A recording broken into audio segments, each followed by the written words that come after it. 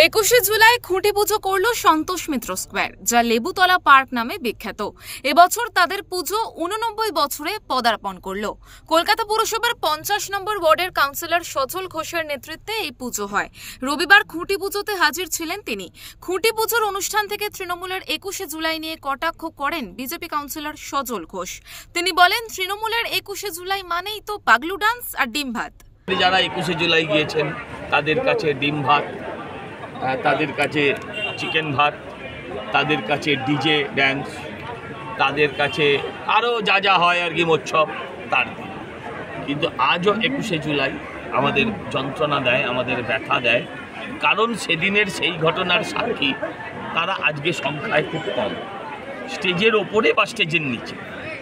21শে জুলাইতে যারা আছেন, যেরমভাবে সেলিব্রিটিরা সেজে গুজে 21শে জুলাই সেরম ছিল না।